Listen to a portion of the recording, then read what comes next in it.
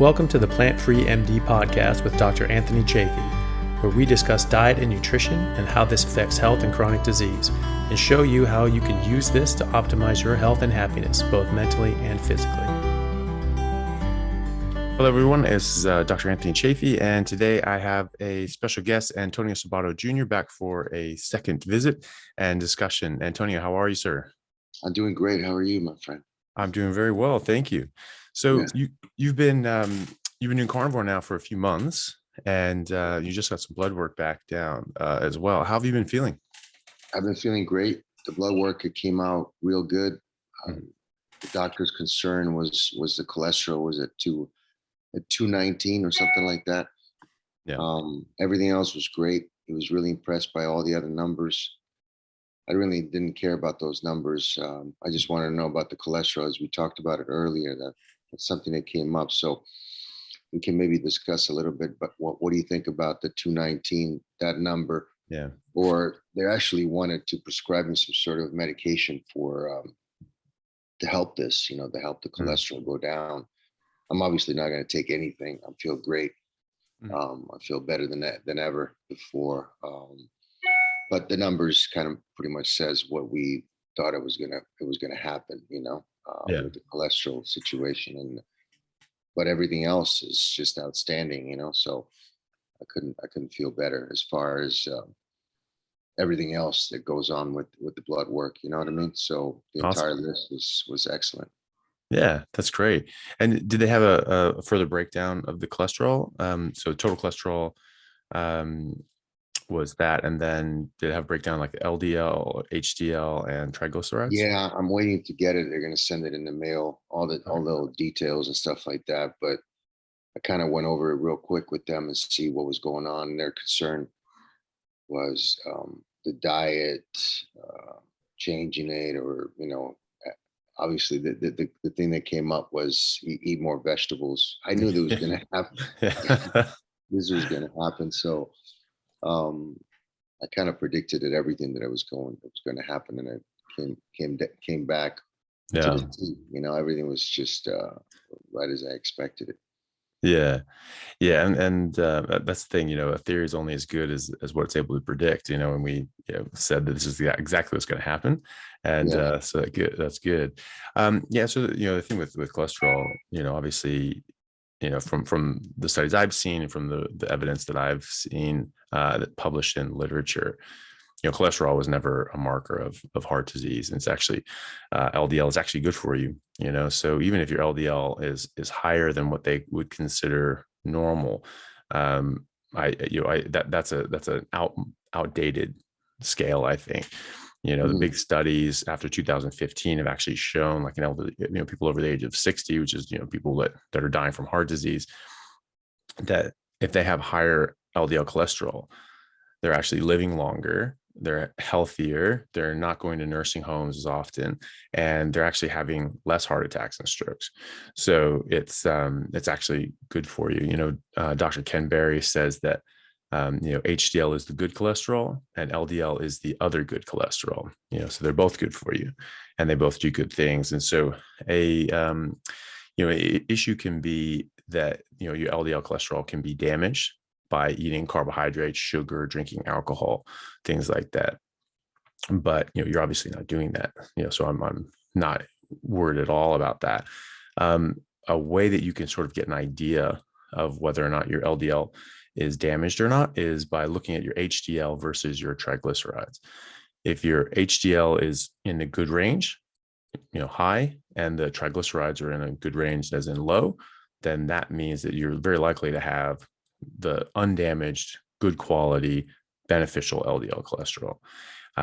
Some people will be a bit skewed from that. Very rarely, someone might have like higher triglycerides, even on like a carnivore diet. But then when you do a particulate study and look at because there's so many different kinds of LDL cholesterol, and some are damaged, some are undamaged, that when you look at that, you can see whether or not you have the good healthy LDL cholesterol or the stuff that's been damaged by sugar and carbohydrates. But you can generally tell that by HDL to LDL, HDL to triglyceride ratio. So take a look at that when you get that back. I'm sure it'll be completely Yeah, I'll send you fine. everything.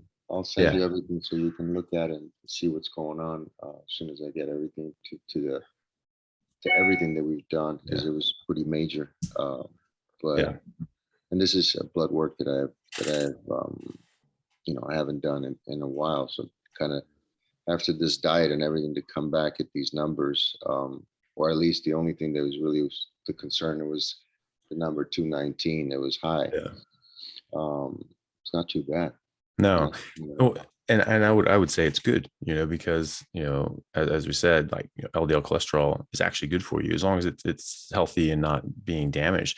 But it gets damaged by eating certain things, certain processes, which you're not a part of. Yeah. So it's like that's all going to be good, I'd say. So that's good. And did they, and all your other blood work, you said that was excellent. They were happy with everything. Everything was excellent. There was no other concern at all of anything else, or sugars, or anything like Mhm. that, or anything else that would just kind of ring the bell. Nothing, Yeah. nothing at all. Ah, there you go. Perfect, man. Oh, that's So that great. was it. And even the doctor didn't even call me himself, because he was not even that concerned. It was Mm, one of the nurses that kind of gave me, this is what's going on. If you want to go on some medication for the cholesterol, I said no. But everything else, how does it look? He says everything looks great. Everything yeah. looks like you're an athlete, and you train really hard, and your body's really good, and all the numbers came out real well. So Yeah. yeah, I couldn't be any happier, because it's pretty much what we were trying to do from the beginning. So and then I'll go again, and Mhm. do another blood work down the line, not too far, probably three months from now, um, and see where that's at. But so far, so great. Yeah, man. Well, that's great. Yeah, it's good to hear it. And the best thing is obviously, like you said, you're feeling good, you know. Mhm. Have you noticed any other changes and differences since the last time we spoke? Well, the thing is with this particular diet, or this regimen of just carnivore, is that you can't go back and eat anything else that you used to eat. Mm, At least for me, because what happens is that your body is so addicted to sugars, because we've been eating them and carbohydrates for so long, and people really don't understand how damaging that is, because on a constant basis, on a daily basis, we eat so much more than we're supposed to, mhm, especially with all the carbs that it's and the sugars that it's in any type of food on a daily basis from morning to night. That if you want to stay on the carnivore diet, you got to stay on it and don't go back to it, because your body, for me at least, is a tendency to really feel that need of sugar again, whether you give it a little bit or a lot. Your body craves it, and then the craving comes in.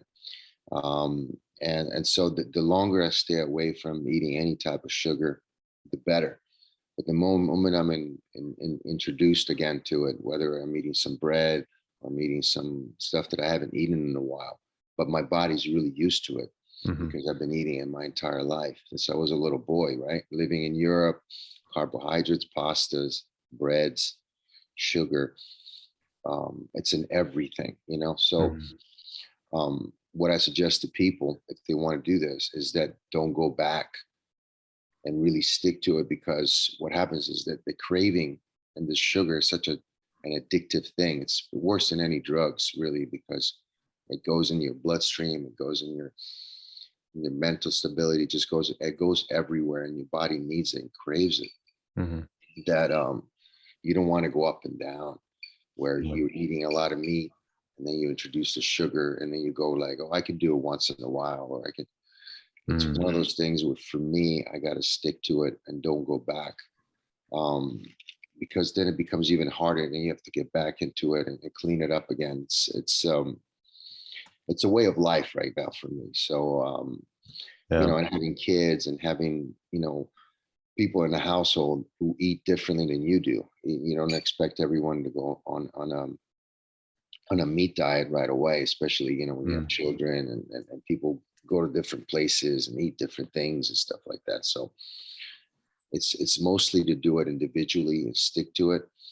And then if people want to follow you, they can try that out. But Sugar is a really big problem. It really is.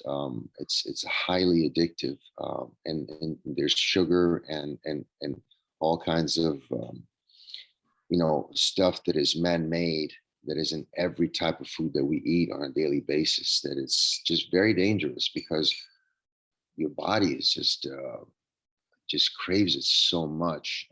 So for me, I've been really sticking to it, and it's been really compelling. It's been really hard to do because, like I mentioned, when you have kids or you're taking them out to eat, or you're not saying it's an excuse, but we have so much food around us, especially in the United States. It's such a really unhealthy country if you look at it, because restaurant business, fast food chains, and all the processed food is just it's a mega business. It's everywhere. Then you have all the drinks and everything that's in the drinks, stuff. So there's just all kinds of stuff that when you get to this point when you feel great and you're eating a really clean diet, especially carnivore, where it's just pretty much highly meats, water. That's pretty much it, right? Is that you don't want to go back. You don't want to go back and attract that lifestyle and that eating habits that you used to have, because it's like an addict. It really is like an addict. Our body is when you fall off the wagon and you go back, it's hard to get off and on, But when I stay on and I stay on a daily basis, the highly energy and just it's a different world altogether. It really is. That's my 2 cents into it. That once you go back, it's harder to activate it again and back and forth. It's difficult. Plus sleeping and stuff like that. It just anytime you disrupt that, the body being so clean and so energetic, then there's lack of sleep. There's other things, because I see the difference. I really see a difference between the two lives, the two lifestyles, and I like the clean one better. I really do. Excuse me. Yeah.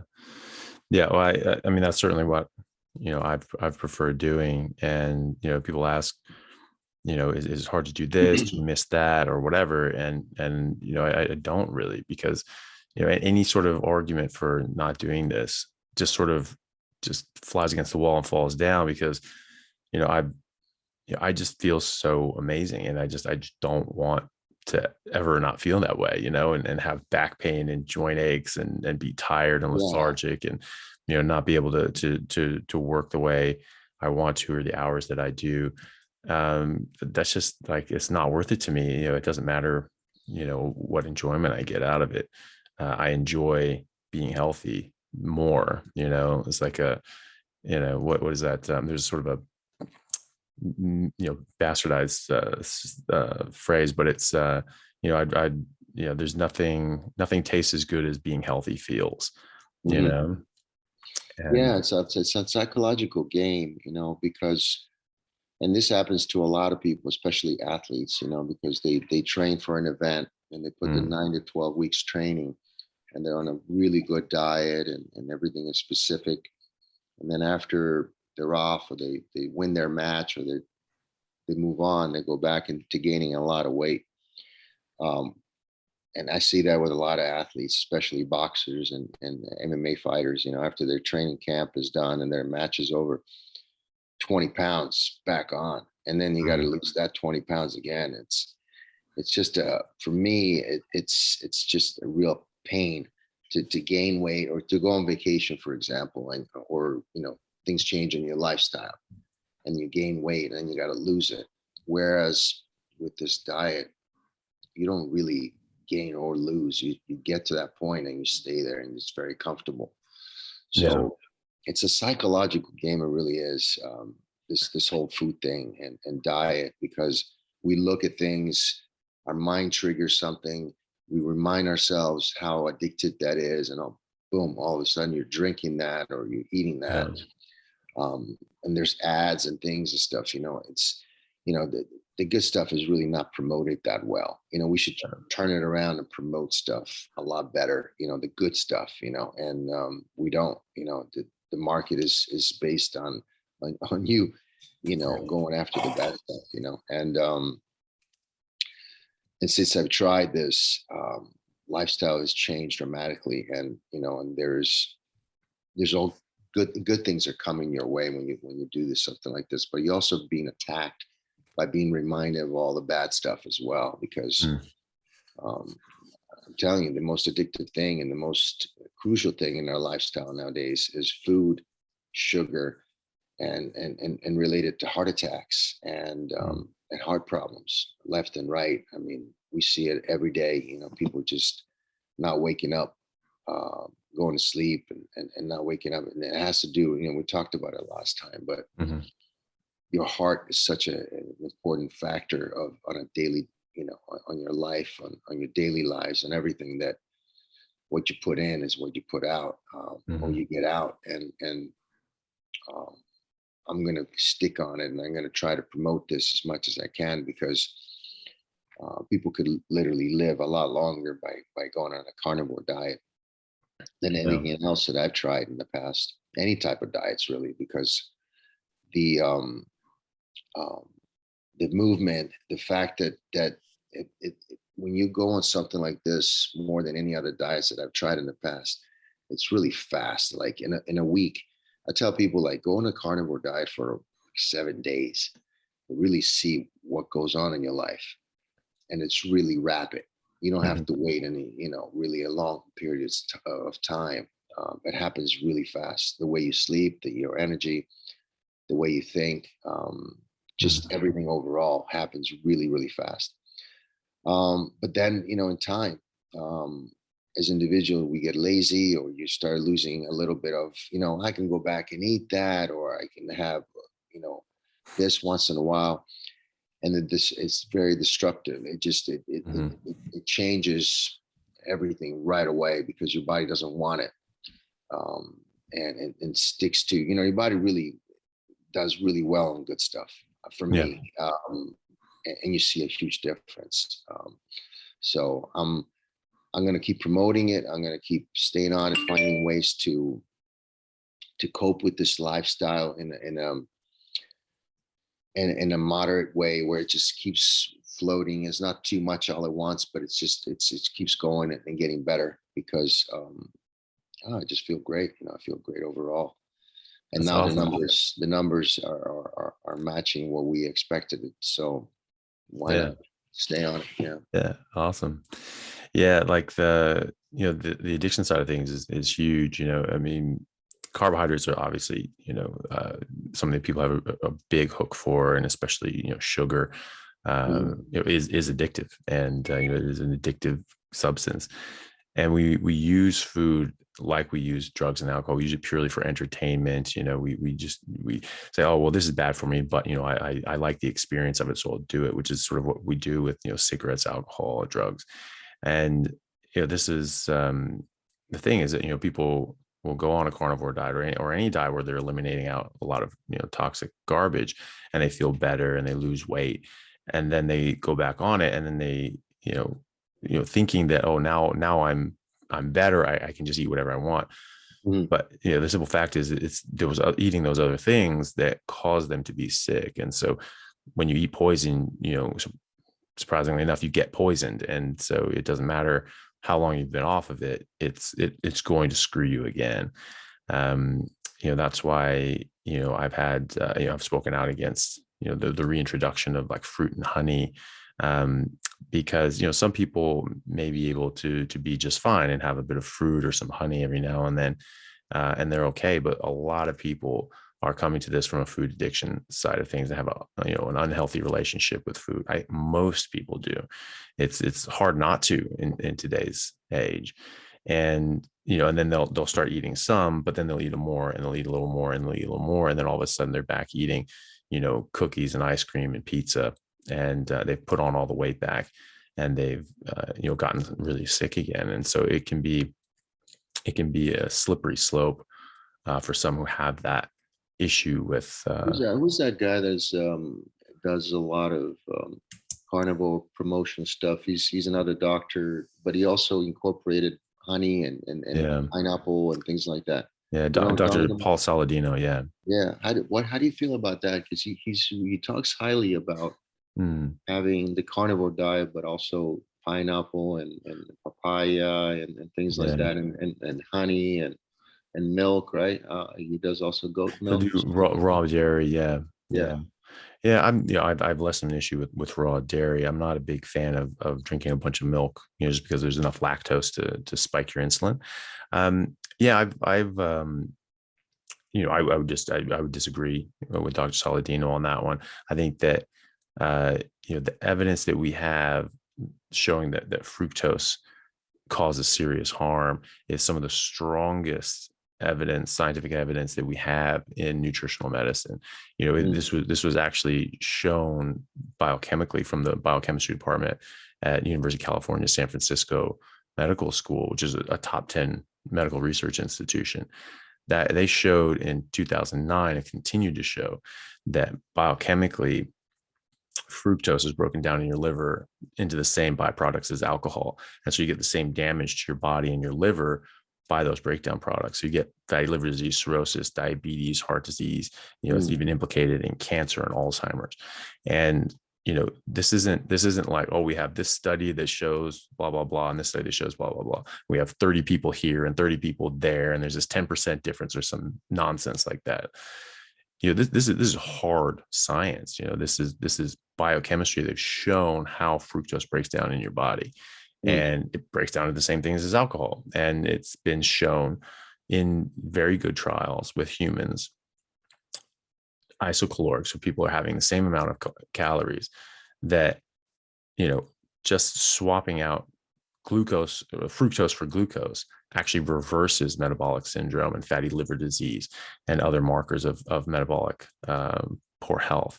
So this is some of the strongest evidence that we have in medicine. You feel that way about honey too, right? Yeah, honey too.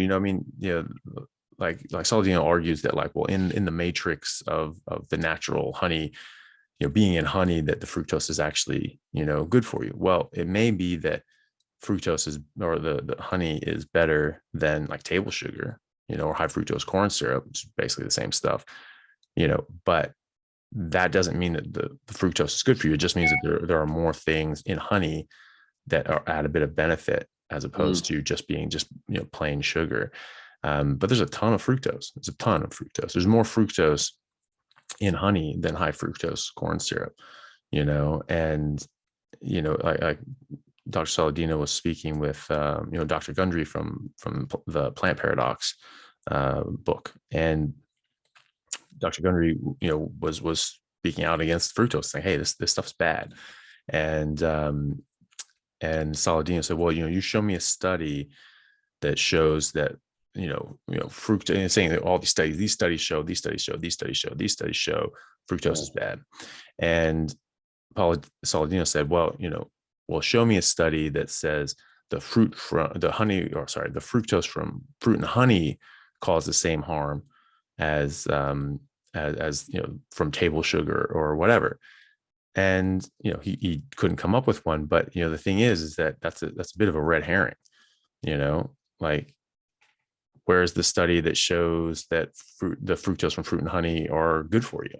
They don't exist. So he's trying to prove a point by having someone prove something that doesn't exist, right? We don't have a study looking at that. Maybe you could do them. Maybe he shows that when eating fruit, that it's actually better, that fructose does something differently in your body. Maybe it does. I really doubt it, though. It's like it goes into your body as fructose and it gets processed as fructose. There's no evidence to suggest otherwise. So I think that getting something from fruit is better than getting it from a packet of sugar, potentially, but it doesn't mean that it's good for you, and it doesn't mean that fructose acts any different. Where he really loses me is when he argues that you need fructose, that you need carbohydrates, because that is just demonstrably false. I mean, that's actually recognized by, various, health, international, medical councils and things like that, that there is no such thing as an essential carbohydrate. There have been plenty of civilizations that eat no carbohydrates throughout their entire life, generation after generation after generation. Where was the fruit and honey when people were coming across the Bering, the land bridge across the Bering Sea, during the ice ages, where it was just iced over? Like, if you needed fruit and honey, where were they during that time, during those thousands of years we progressed over the top, from Russia across into North America and down through Alaska and Canada during an ice age? There are no fruit available. There is no honey available. So, if you actually needed it, then they wouldn't have made it. They would never have made it. So that doesn't really, make sense, given what we know about, human evolution and where we came from. And just right now, Dr. Saladino was having some health issues. And so he attributed that to not having enough carbohydrates, and that from being in long-term ketosis. But he wasn't really in long-term ketosis as compared to other people. There are people that have been doing a keto diet for like 20 years now. It's been a popular diet for at least 20 years. And there are people that have been doing this the entire time, and they don't have the problems that Dr. Saladino had. And then there are long-term carnivores. I mean, I'm not even talking about like the Inuit and the Maasai and other native populations that live generationally only on meat, but people like myself and Dr. Baker and Charles Washington and Kelly Hogan and all these people that have been carnivore for 5, 10, 15 years, even the Liver in Western King, society. the guy does, even the guy I've been watching, the Liver King, who talks really highly about really being on a carnivore diet and having liver and heart and testicles and all that other stuff, right? But he also is incorporating potatoes. He's also incorporating some fruit in his diets. So he has it there. So what I feel that, with these people is that, when you promote a carnivore diet and then you promote other things like fruit or things like that, you're allowing it to be okay to eat that sugar once in a while.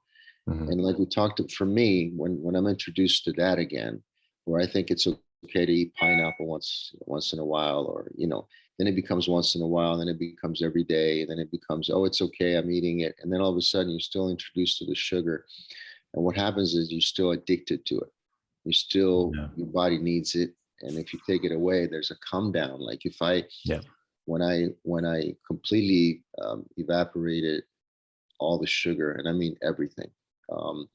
There's few days where you might have a migraine, you might have maybe a little bit less energy, even with a carnivore diet, because you're taking away all that stuff that your body was really highly addicted to it, and it's mostly mental too, because your brain is really highly addicted to sugar of any kind, even fruits or any type of sugar, even honey. So when you incorporate that, and once in a while, is not really for me is not really a true meat diet, because you're still putting some stuff in it to kind of level its playing field of making it okay to have a little bit of this drug over here because it's still incorporated. So, I want to tell people, just, if you're going to go on a carnivore diet, it's got to be a carnivore diet. It's got to be what it stands for, with nothing else. And I think if you're adding all these other little things here and there, whether you're having some, like I said, like some pineapple here or some papaya or some mango once in a while here, you're still giving sugar to your body. So you really don't see the full potential of what the carnivore diet is for. The carnivore's diet is not supposed to be, it's supposed to be just to make you 100% really supernatural. But when you have to really stick to it, you can't add. So I just wanted to ask you that question, because they call themselves carnivore eating, diet freaks, but they incorporate, the milk or the goat or this or that or this or that. It's not really. No, it's not. And and if that's what they want to do, that's totally fine. I mean, they eat a lot of meat, and that's great, and that's going to provide them a lot of nutrition, and that's great. They're eating the potatoes, eating all the other stuff. But I mean, Right. as someone who's been, an athlete your whole life, and kept yourself in shape, you can still get jacked and have good performance on a standard Western diet. It just takes a lot of more work. And like you say, you have swings when you stop training, you put on 20 pounds. I certainly noticed that. If I would take there would be a month off on rugby, generally sort of around Christmas. And then I'd just be back and just sort of eating, just normal meals. And I would stack on like 30 pounds just in that month, Right. but it's not all good weight, you're plumping up, and then you have to just work and, burn all this stuff off.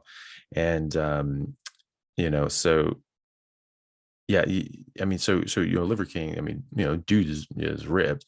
The idea that he's getting that, purely from eating liver, I don't think anyone really believes that. He's pushing a product, and that's what he's doing, and he's very, very successful at it. It's very good marketing. He's very successful, and good for him. But the eating the potatoes and eating all the other things, I think that's purely detracting from him. And that But the thing is, when you promote something, and like you said, it's a marketing scheme, and you promote it right, and you sell it, and there's money to be made, a lot of money. All these people are making some good money on that. But the reality is, to stick on something on a daily basis for the rest of your life and do it like every single day, it's extremely difficult. Yeah. I'm talking about not for money, not for fame or anything, for your own health.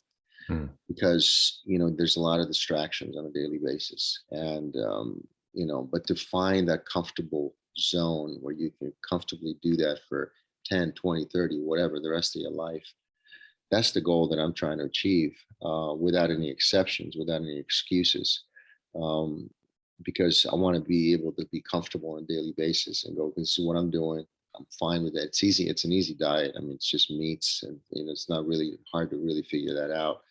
But you don't want to deviate. You don't want to go back and trying to go back in and out of it, because it's just difficult. And then sooner or later, you're going to lose that battle, Yeah. because your addiction to sugar and carbs is going to take over. And before you know it, you have it once in a while, and you're going to have it every day. And so these people are promoting a lot of stuff, and they're making a lot of money, but it's not real. To be able to, also, you want to be able to push your body and to train where you don't get hurt. Yeah. A lot of these people are pushing a lot of weight, like the Liver King is, he's just pushing a lot of weight, doing it every day, every day, every day. For me, is injuries is a big thing. I don't want to get injured. I don't want to, hurt my back or anything like that, especially back problems as you get older is number one, neck, back, things like that. You feel great, and all of a sudden you start pushing and more weight, and before you know, you get hurt. And I know a lot of people have been hurt really bad, where they've lost a lot of their years because they've been over pushing and stuff like that. And I push, and I like to train really hard, especially in the carnivore diet, which is really, I have a lot of energy, but at the same time, I want to train right. I want to train smart. I don't want to injure myself where I'm off training for 2 weeks or 3 weeks, or I can't move, or I can't sleep. I want to be able to get stronger, to stay lean, to be able to be flexible as I get older, not to pack too much mass, too much weight, because as you get older, you don't want to carry all that stuff with you. You want to be flexible and lean and fast. Like I look at myself as a cheetah, like fast, lean, have that lean body. But these people, like I said, they're promoting the carnivore. And I wanted to ask you, because you've been doing it a lot longer than I have. A carnivore diet is a carnivore diet. There's no any exceptions. I mean, I don't think, Yeah. I mean, I don't think so. I think that's sort of the beauty of it is just, it's very straightforward. It's very black and white. You eat meat, you drink water. And, I focus on, what not to eat as much as what to eat, just because there's a bit of gray area. People often think, oh, I'm doing a carnivore diet, I just eat a lot more meat. But in fact, they're still incorporating plants and even sugar or artificial sweeteners sometimes. So, my hard rule is no plants, no sugar, nothing artificial. And that goes for sauces, seasonings, and drinks as well. So it's really just whole food, meat, and water. And that's certainly what I feel the best on. And that eliminates out all these different things that are going to trip you up. And, when Saladino and Carnivore Aurelius, dude's funny. Like I think Carnivore Aurelius is a funny guy, and he has a lot of really kind of like blog posts that are just very well done and funny. I think he misses the mark on this one. There are studies that will back up their position, but I don't think they're very strong, and I don't think they're strong enough to go against the weight of evidence on the other side. And when they started doing this, and Carnivore Aurelius talking about how he got 40% of his calories a day from specifically orange juice, I sort of had to say something, and I sort of spoke out. I was on Dr. Sean Baker's podcast, and he sort of asked me, he's like, yeah, is there anything in particular you want to talk about? I'm like, yeah, actually, this whole idea that people are eating fructose and that this is somehow not only not bad for you but beneficial. Since coming out and saying that, I had a lot of people approach me and contact me saying that they had listened to Saladino and like, oh, okay, I can eat some honey again, or eat some sugar or some fructose again, fruit. And so they'd have a bit of fruit and they'd have a bit of honey, and then it was a little more. And as I was saying, then and now, this stuff is addictive, and so a little bit of sugar can turn into a lot very quickly. And this is what happened. So many people came out, reached out to me, and were saying that like that's exactly what happened to me.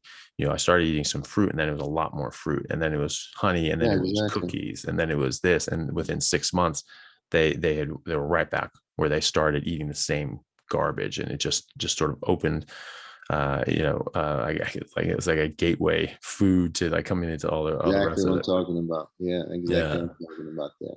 That happens all the time, and it's just a natural thing because most of our lives since we were little, at least for me, we've been eating a certain type of way.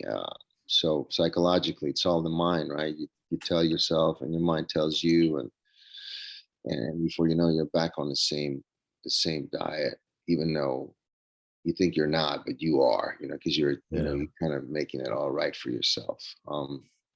So I don't know. I think it's when you find that sweet spot of just eating the same thing every day and feel great. I mean, why would you change it? Yeah. Yeah. And, people say, that it's monotonous. First of all, I don't find it monotonous. I look forward to every meal, that I eat, every steak that I eat. And that's, has to do with hunger. Like if you're not looking forward to a steak, you might want to ask yourself if you're actually even hungry. And then if you're eating a steak, you're like, oh, I'm not really enjoying this. You're definitely not hungry. So by definition, I'm looking forward to and excited about every single damn steak that I eat. So there's nothing monotonous about that. And, and what animal in the wild, eating their natural diet doesn't have a monotonous diet. They all eat, cows just eat grass, that's monotonous, but it doesn't mean that it's not, the right thing for them. And it doesn't mean that they're not enjoying it. I saw a video of a cow eating like really like dark green grass. Its eyes were bugged out. It's just like chomping. Like these things was super, super happy to be eating the same damn thing that it eats all day, every day, And, so I don't worry about that sort of thing. I think you can psych yourself out, psychologically, like, as you were saying, and you can just focus on little things that don't really matter and shouldn't have that much bearing in your life and your decision making. And for some reason, it can amplify and get bigger. And even though they're feeling better and they have all these good results and their bloods are looking great, they're just like, they just keep focusing on this. Oh, but I don't have variety. I'm not eating all these different things. And it's like, so what? You're focusing on the wrong thing here. Yeah. It's just the outcome, how you feel with the carnivore diet and staying on it. There's nothing like it. It's just nothing like it. Also, the way you sleep, the way you wake up, just everything. You're inside and out. That's a whole different level. that's why I tell people just try it for a week or two and see it for yourself, because you won't be disappointed. Then after that, what you do with yourself, it's up to you, but you'll know a huge difference, it's so in front of your face. It's incredible. And it's just, you don't have to wait. You don't have to really, you'll see a huge difference, and people will see it in you as well. You walk around and go, did you lose weight? What's going on? Did you change something? Because it's just so quick. It's incredible. Yeah. So speaking of which, how are your family and friends and colleagues at work? How are they taking this? What are their They're surprised. They're surprised because I think psychologically, again, they feel that, is he going to stick to it? Is he really going to do this for a long period of time? And I have been. They're probably more frustrated that it's actually working out so well. Yeah. They were probably hoping that, something was going to go wrong, or, you're not going to like it or whatever.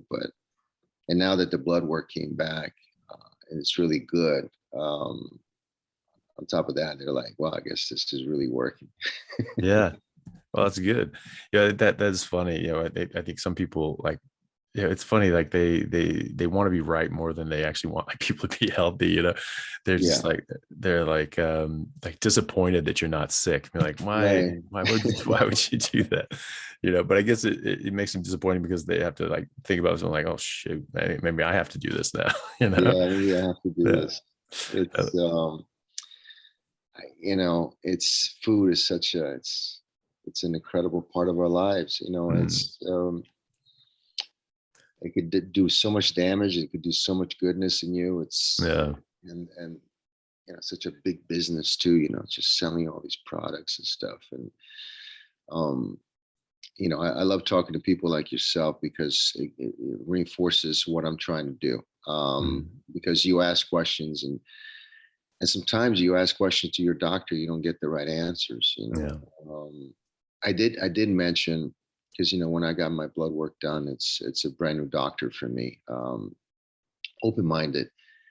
But I did tell him, listen, before we do any work, I want to tell you that I feel great, and I've been doing a unique diet, to say the least. And I mentioned to him that I was doing the carnivore diet. He was like, oh, that's good. It's good. Keep it up. So that felt good. I knew that he probably couldn't say certain things. I don't know what the procedures are, but obviously he didn't call me all worried after the blood work came back and said, listen, you got to do this and that. He did. The office did tell me, you got to, if you want to calm down this cholesterol thing and take some medication or whatever like this. But I guess that's a procedure you have to do. Yeah. Well, it's unfortunately it's still, sort of part of the regular, canon. They just think that, hey, look, the cholesterol is bad, but it really isn't. And, I know a lot of doctors and a lot of cardiologists, literally world-renowned cardiologists that are so outspoken against the whole cholesterol model of heart disease and statins in general. It's Dr. Asim Malhotra, who I was on a debate panel with, literally discussing exactly this with, against, so there's three of us and three other doctors.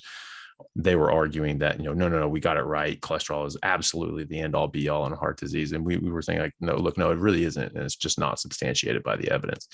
And we absolutely thrashed them in this debate. Asim wrote a book called A Statin. You have it there? I'd like to see it. You have it video recorded? Yeah. I can send you a link. Yeah, it's through the Australian College of Nutritional and Environmental Medicine, ACNEM. And it went well. Like I argued, and I did sort of expanded version of that in my YouTube talk, the facts about cholesterol and heart disease. Or sort of expanded on that, but we only had 7 minutes to basically state our case, and we didn't really have a good back and forth opportunity. But so I expanded sort of those 7 minutes and actually, went more detail into the studies and talking about them specifically. But, I just argued that, look, this was never a problem in the first place. Historically, this was a fraud. And here are the evidence for that. The studies, more recently are showing that there's an inverse correlation between cholesterol and saturated fat and heart disease. And, so it's actually protective. And a lot of other things, and mentioned a lot of other studies as well. And it just like really pissed off the other team, because, I just basically say, like, look, this isn't even a debate. This is a matter of record. This was never a problem. Everything that this entire theory is based on has been verifiably shown to be a fraud.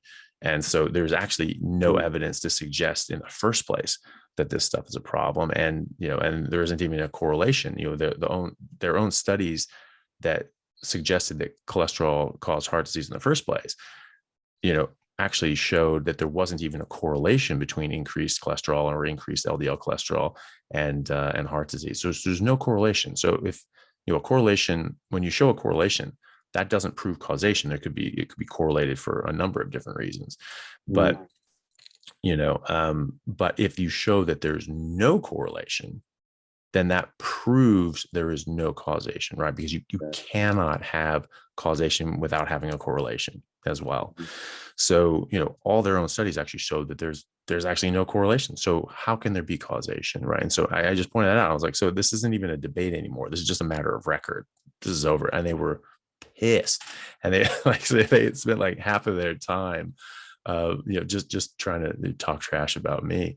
Once it's like, oh, well, you said, you're just saying this meta-analysis, but I want you to get chapter and verse and like what did this, that, and the other. I had it right in front of me. Like I ran out of time. I had like literally page after page after page of exactly that. And like I was going to go into it, but like, it's 7 damn minutes. And like, so I was like, I just didn't get to it. So I had to sort of skip over that. And so I was just like, okay, yeah. And I just like held up like this and like flipped around on the camera.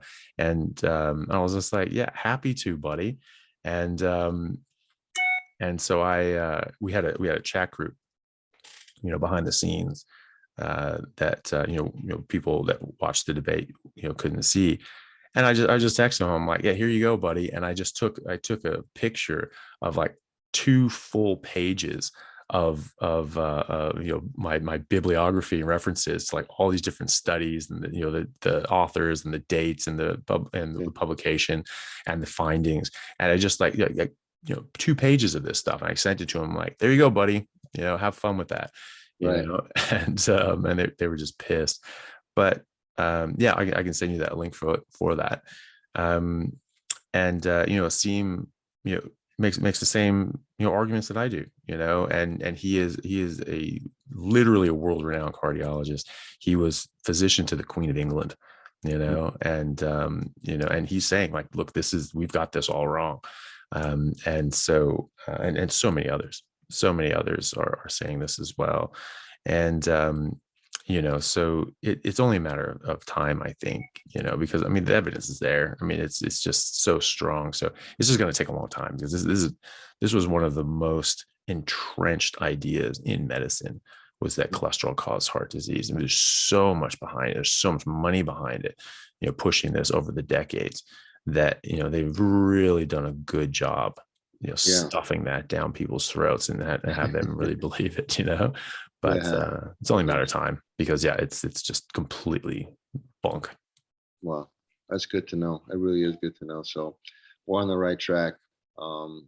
Let's just keep doing what we're doing and keep promoting it. I certainly will for my lifestyle, and see if anybody wants to follow. But yeah, I'm going to stay on it. Awesome, man. Yeah. I'll come back and keep talking about all the improvements that's been going on, and the other life too that I left behind. Which one is better? It's important to understand this. Like even though I can go back and eat all that stuff, or go back to a certain type of diet that's different than this one. What are the pros and what are the cons? And it's just huge. It really is on a daily day. There's nothing I miss from this diet at all. Actually, it's quite the contrary. But that's something we need to talk about. What you're giving up. Is it something you're really giving up by doing this or that? But certainly like the way I feel. It's just, there's no comparison at all. Yeah. Yeah. And I think that's the main thing, is like people are feeling good. They're feeling better than they ever have. And they're healthy, by every legitimate metric, like cholesterol aside, because I just don't think that's a legitimate metric. We're still looking at that, Right. as if it was a problem, which it isn't. And, we're looking at the wrong things, really when it comes to that. And so, as far as your like training is concerned, you said that you're feeling better in your training. What's your training program now? Training, I change it every day. I try to do at least 45 minutes on my bike from cardio every day, at least minimum 45 minutes. I like to wear my sweatsuit. I like to sweat a lot in my workouts. And I like to work out in hot places. And my garage is extremely hot. I live in Florida. So we're looking at about 80, 90 degrees in there, plus the sweatsuit. So I drink a lot of water, gallons of water, and I sweat them out, like if I'm going on a marathon. And then after that, I'll do my weights, which is I've always done cardiovascular weight routine. So I do a lot of sets. Sometimes I do heavier than others. A lot of pull-ups, a lot of push-ups, a lot of flies, shoulders, a lot of leg exercises using free weights, but it's nonstop. A lot of rounds on the bag. My workouts are really extremely difficult and hard, and I give myself, whether it's an hour or whatever, I plan them the day before. So the night before, I think about what I'm going to do, how I'm going to do it, and then I just put it into practice when I get there. Sometimes I get on the bag and I do 15 rounds, 3 minutes with 1 minute break. So I'm just constantly punching and I'll kicking the bag and stuff like that nonstop till I'm completely worn out. Then I'll take a little break and then I'll go into my weights after that. But I need to feel sore every day. I need to feel worn out after the workout. I need to feel that, my eyes are pitch red, like I'm really pushing. I tell myself, if you're going to work out, you got to do it to the point of hating it and doing it and getting it out of the way. Because for me, it's not a matter of having a fun workout. For me, it's a matter of just doing a really crucial, hard workout every day to make a difference. Every week, I got to make some sort of improvement. And I also got to feel that I can push I'm 50 years old, so I want to be able to keep pushing and my cardio to be at a level where, I feel that I'm going always to the next level.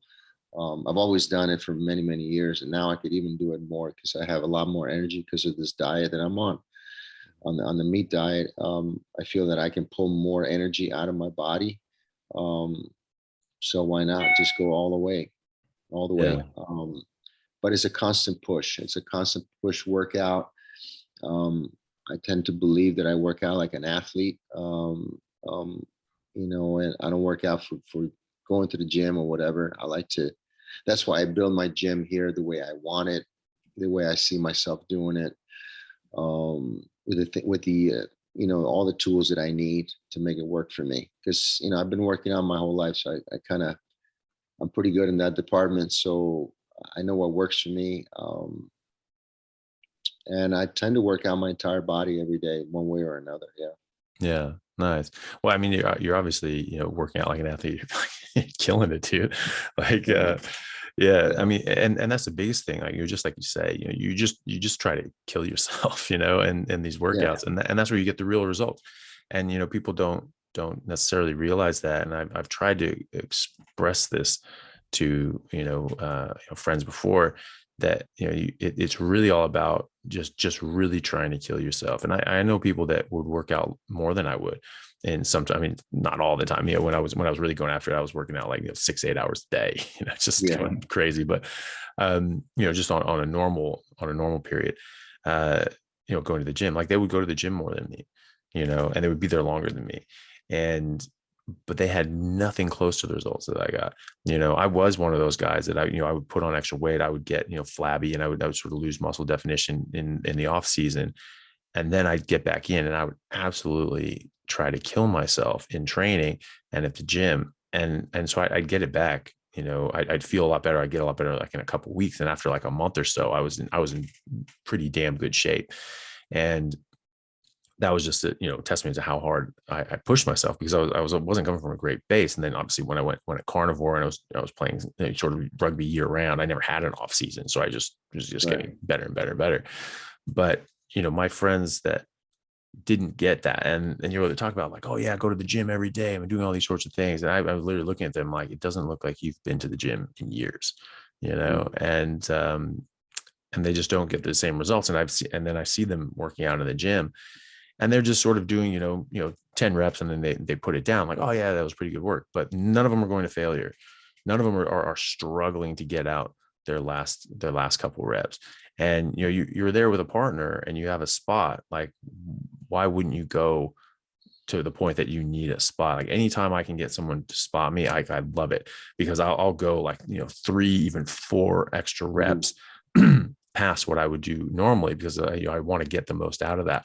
And so I'm making them sort of, help me with the last few, but I keep going. And that's how you get, the really good results. And that's how you get someone, like yourself, who has been able to, professionally be in shape, sort of thing, and all year long, because I don't take breaks. And you talk about athletes, because athletes are the ones that push to the limit, but athletes don't work out all year long, except tennis players, which, you have 4 Grand Slams all year long. You're playing tennis every single day, which is really unfair to tennis players, because they're pushing it too much. They're the only sport where you continuously play professionally all year long.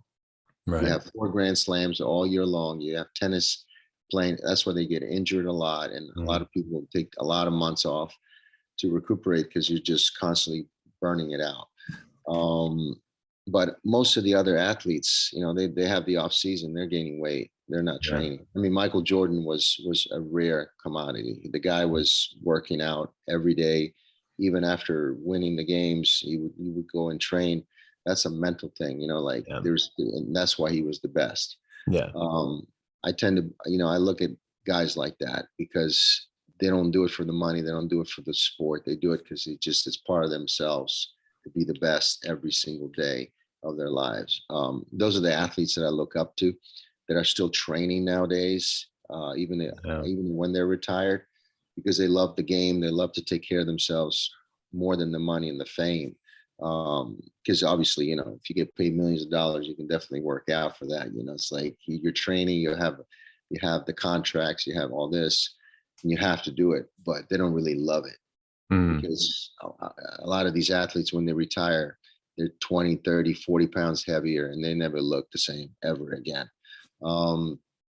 So I've always looked up to athletes like that train no matter what, whether it's for the money or not.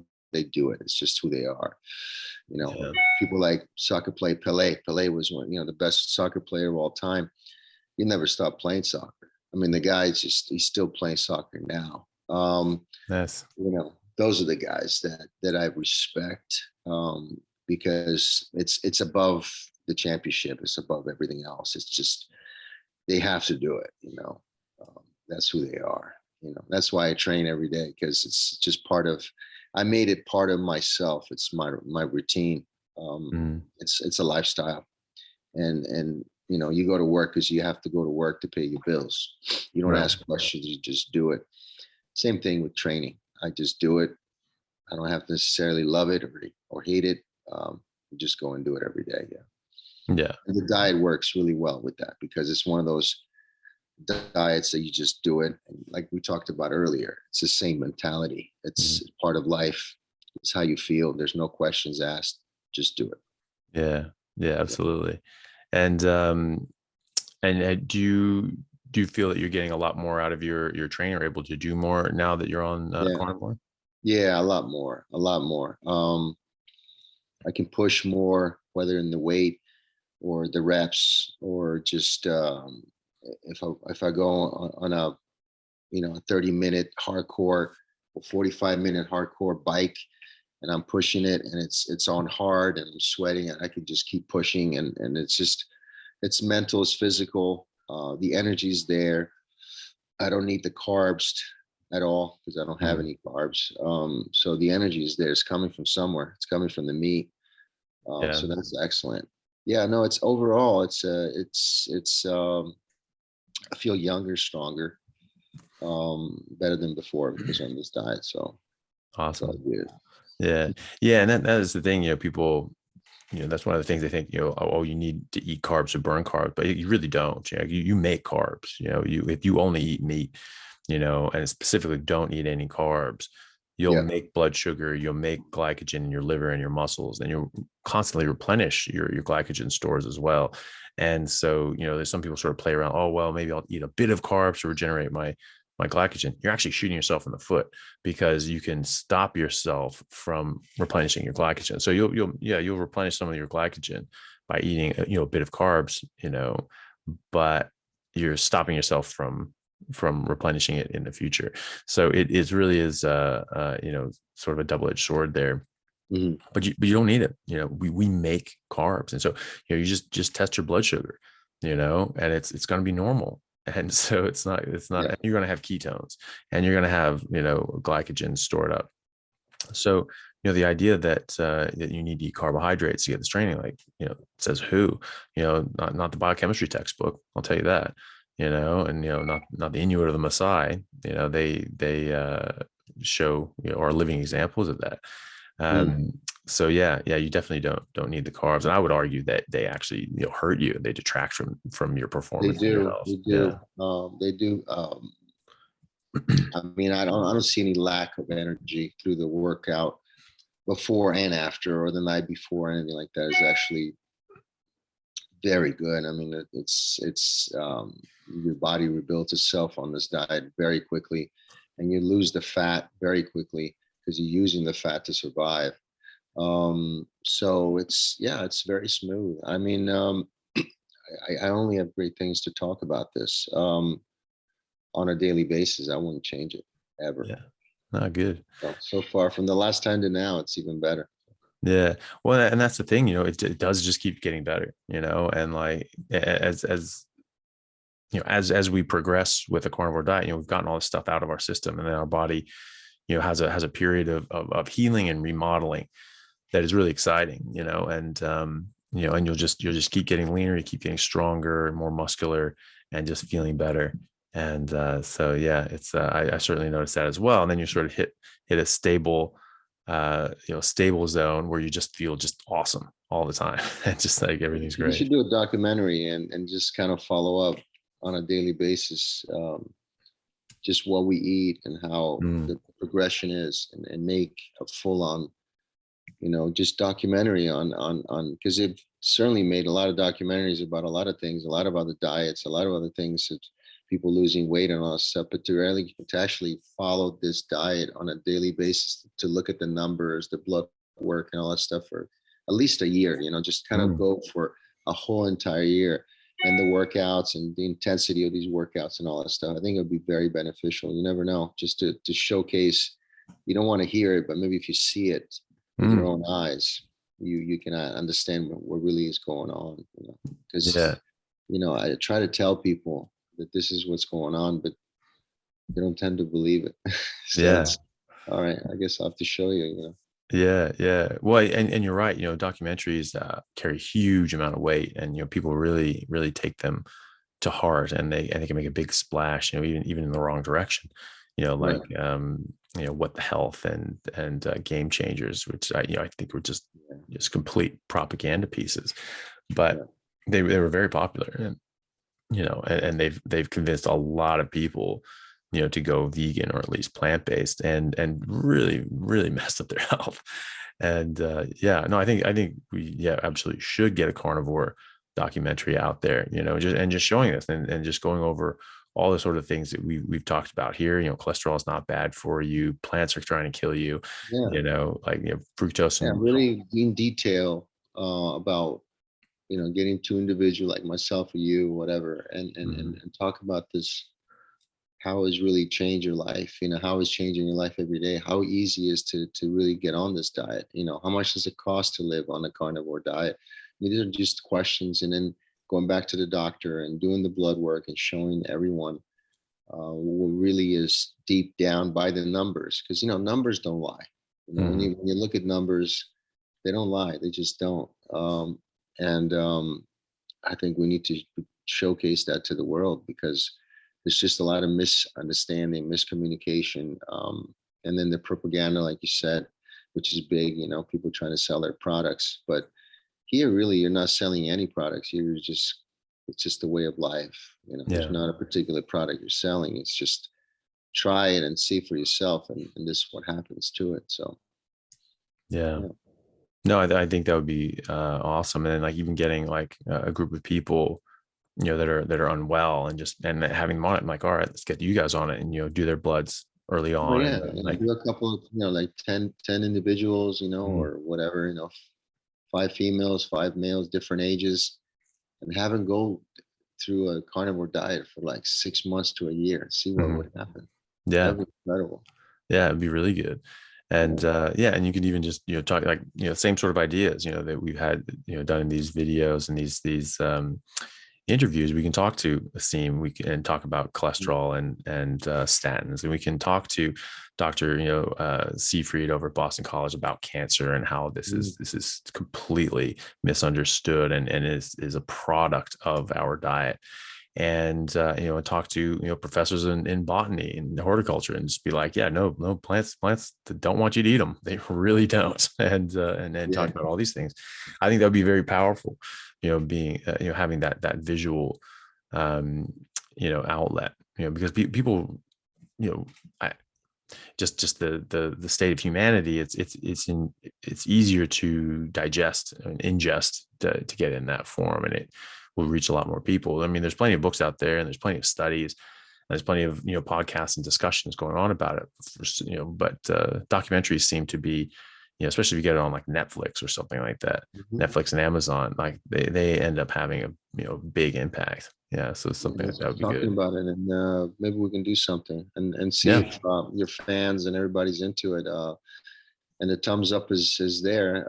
Let's look into that, because I think it would be very beneficial. There's nothing like that out right now, educational like that. I've not seen it. I've not seen anything like that. So, but it's something that I would love to check out if it was out, for sure. I would check it out. I think there's they come out with like food lies, and that's in the works. And so that's something that would be good. When that gets done. I don't know exactly. I mean, they've spoken to a lot of experts. They've spoken to a lot of people, like, Dr. Sean Baker and several other people, that I know. And so I'm sure that'll be very, very good as well. But I don't know if they've come at it from like that same perspective. They're going about, well, we've been lied to about all these sorts of things, which is, a big part of it. But I think that, even if there was something similar to food lies, I mean, how many vegan documentaries have there been? And they've all been hugely successful. And the more of these that they get, the harder that message hits, because people are just like, wow, there's so many of these things, not just like a one-off thing. One that was good. It's not like full carnivore, but Vinny Tortorich's Fat, documentary. That was very well done. And it talked about basically that fat's really not bad for you. It's actually good, and how it was vilified unfairly. So you did 2 of those, Fat documentary 1 and 2, and then the more recent Beyond Impossible, and that was and that was looking at like the food industry side of things, and how they're really not having our best interest at heart, and the sort of the industry side of things, and how they're sort of manipulating, things. And so those were all good as well. But it's not that many, and getting more voices out there and more documentaries out there, I think is just really going to pave the way to getting this mainstream. Let's do it. Let's awesome. Let's look into that. Why not? I'm down, man. And talking awesome. about that. Perfect. All right. Well, Antonio, I'm conscious of your time. I don't want to keep you all day, but thank you so much for coming back on. Oh, good. It was it was great to see you again, man. And hopefully we can keep doing this, and and just keep tracking how you're doing, and make our own little sort Yeah, of documentary series, and love that. take her there. Love that, my friend. Thank you very much. Good to have you in our country, and have a good rest of your time out here in the States. And we'll talk soon. We'll come back in a few months and do it again. Awesome, man. Sounds good. Thank you, pal. Anyway.